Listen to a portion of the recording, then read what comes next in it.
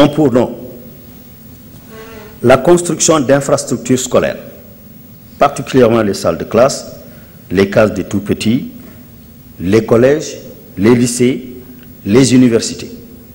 Alors là, le Sénégal a effectivement beaucoup de problèmes.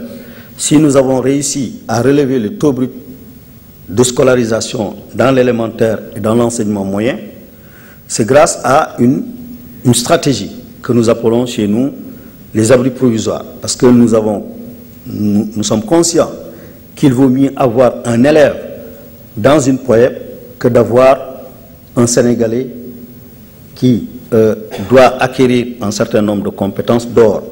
C'est pourquoi nous avons pensé, en rapport avec les communautés, mettre en place chaque fois que de besoin des abris provisoires. C'est vraiment des classes de fortune que les communautés elles-mêmes s'engagent à installer pour dire « je ne vais pas laisser mon enfant qui est arrivé en fin de cycle du primaire dehors.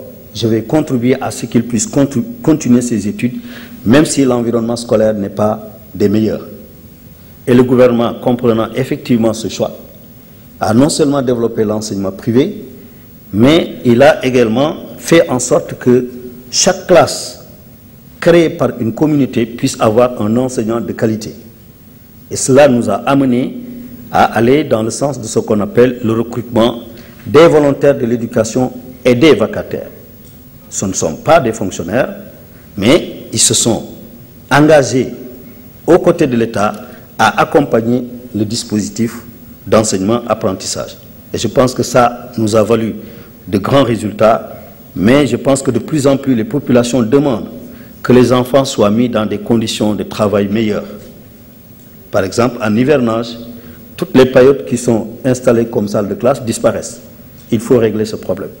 Nous avons effectivement beaucoup de bailleurs de fonds qui sont en train de nous appuyer, tels que la JICA, tels que la Banque mondiale dans le cadre du Fast Track, que vous connaissez très bien, tels que la Banque africaine de développement, la Banque islamique de développement et d'autres bailleurs et même des ONG.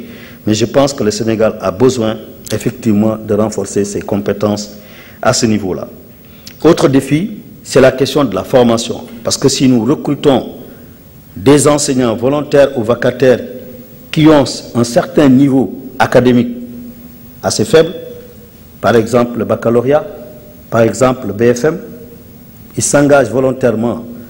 Nous avons une mission de renforcer leurs capacités pour qu'ils soient de meilleurs enseignants. Et quand on a de bons enseignants, il est évident qu'on fait de meilleurs résultats dans le domaine de la qualité. C'est pourquoi notre préoccupation majeure, c'est relativement à la formation, à l'allocation rationnelle et le maintien dans les classes des enseignants. Parce que ça également, c'est un problème au Sénégal.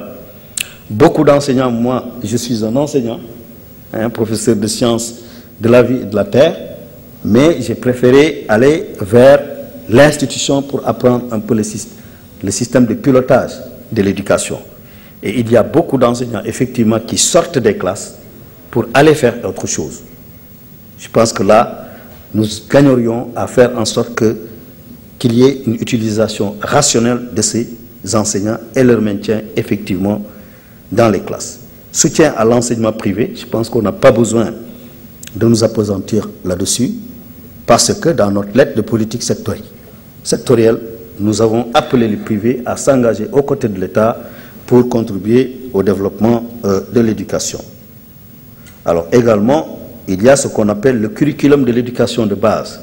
Aujourd'hui, nous disposons de ce curriculum-là et nous devons aller dans le sens de la généralisation pour capter effectivement le maximum de ressources pour permettre effectivement l'atteinte des OMD. Le maintien des élèves avec le renforcement des cantines scolaires. Parce que tout le monde sait que dans nos pays pauvres, beaucoup d'enfants vont à l'école sans manger convenablement. Et vous avez constaté les effets que ça fait sur les résultats des enfants. Et c'est pourquoi nous pensons que les cantines scolaires, l'octroi de bourses, la sensibilisation des parents, la proposition de rémédiation et le soutien pédagogique aux enseignants sont aujourd'hui un défi majeur. Sans oublier qu'il nous faut continuer à renforcer au Sénégal la déconcentration et la décentralisation. Peu d'État, mieux d'État, comme disait un président de la République au Sénégal. Donc il y a des pouvoirs qui sont rendus aux collectivités locales avec l'instauration des régions, des communautés rurales, des communes. Et de ce point de vue-là, nous devons effectivement faire en sorte que cette machine qui appuie le système éducatif puisse marcher convenablement. Je n'ai pas oublié, in fine, le développement de l'informatique et de la communication, de l'information et de la communication qui prend en compte tout ce qu'on a dit à propos du e-learning. Et justement, dans le cadre de ce e-learning, notre option, ce n'est pas tout simplement d'équiper les écoles en matériel informatique, mais c'est d'équiper, mais d'utiliser le matériel informatique à des fins pédagogiques. C'est pourquoi nous avons initié, en partenariat avec la coopération française et d'autres bailleurs, des projets de développement de l'informatique pour améliorer la gestion, pour améliorer la qualité, pour améliorer l'accès à la scolarisation.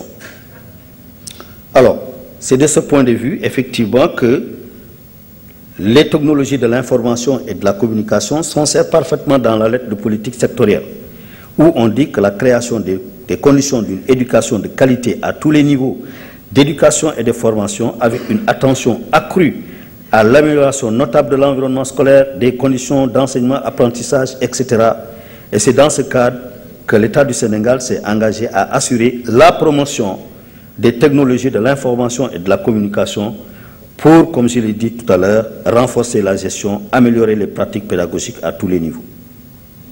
Nous pensons également que le recours à l'enseignement de masse par le numérique est donc un moyen très important pour atteindre la scolarisation universelle au primaire, parce qu'il permet, en réalisant les formidables possibilités de la technologie, de fournir aux élèves du pays un coût abordable, ce qui se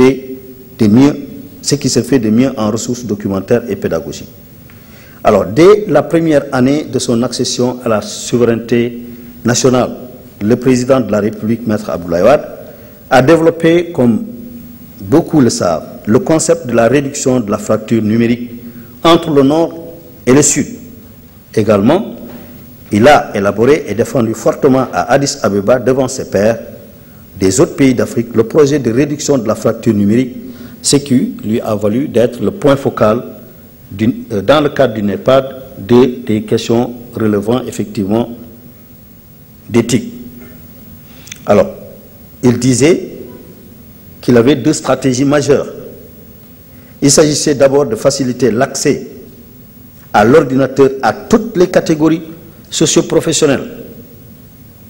D'où l'idée qu'il a émise, et ça rejoint l'idée que notre collègue a soulignée tout de suite: un fonctionnaire, un ordinateur; un enseignant, un ordinateur; un étudiant, un ordinateur. C'est une ambition très forte, nous y sommes, et je pense que nous y parviendrons avec l'appui de la communauté internationale.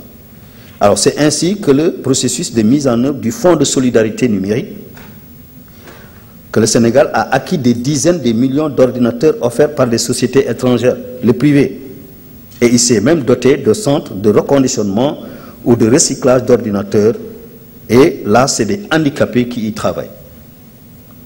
Alors l'accès à Internet dans le secteur de l'éducation, c'est l'autre dimension de sa vision.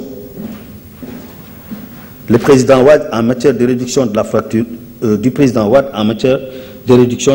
numérique.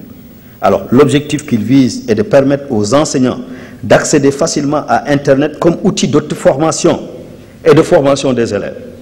En tout cas, tous les structures informatiques qui sont installées dans les établissements sont utilisées comme outils pédagogiques de plus en plus. À cet effet, un espace sur la toile a été aménagé afin que les enseignants puissent y acquérir des connaissances dont ils auront besoin pour leur mise en place et leur mise à niveau et leur pratique de classe. C'est fort de cette vision que le ministère de l'Éducation mettra en œuvre cette année un ambitieux projet d'intégration de l'outil informatique dans les enseignements, ce que nous appelons les TIC. La coopération française est le partenaire stratégique de ce projet, dénommé Projet Sankoré. Sankoré est un nom typiquement africain. Alors, c'est celui de la prestigieuse université de Tombouctou. S'il y a des Maliens dans la salle, je pense qu'ils peuvent vérifier la véracité de ces propos, qui fut, dès le Moyen-Âge, un important foyer culturel et économique d'où rayonna l'Afrique et le monde, le savoir, l'humanisme, etc., etc. Alors, il faut rappeler quand même que de nombreuses initiatives étaient déjà en cours pour introduire l'informatique dans le système éducatif sénégalais, aussi bien pour améliorer les pratiques pédagogiques que pour contribuer à améliorer, comme on l'a dit tantôt, la gestion des systèmes éducatifs. Alors, c'est ainsi que la direction des projets de volontaires a développé une plateforme de formation à distance des enseignants. Alors, l'autre structure qui a fait un travail extrêmement important avec l'utilisation des TIC, c'est la direction de la planification et de la réforme de l'éducation, qui a introduit une application qu'on appelle le SISGAR pour la planification et le suivi dans le cadre de la gestion axée sur les résultats. C'est pour mieux gérer le projet. Et également, nous avons une unité que l'on appelle la cellule informatique du ministère qui a mis en place le fichier unique du personnel dans le cadre de la GRH pour l'autonomisation de la gestion des mutations des enseignants avec un accès sécurisé, etc., etc. Alors, également, le FINPRONET pour la gestion comptable de tous les fonds du PDF est actuellement mis en œuvre. Voilà. Alors, donc, c'est pour dire que le Sénégal utilise avec force ces technologies de l'information et de la communication, et le projet Sankoré, dont j'ai parlé tout de suite, tout son ancrage dans la rencontre internationale de Bamako sur la solidarité numérique au service de l'éducation. Je rappelle que le président Sarkozy et M. Alain Madelin, ancien ministre, coordonnent et impulsent la mise en œuvre des engagements de la France pour contribuer à atteindre en Afrique l'objectif du millénaire pour le développement. Alors, les objectifs de Sankoré.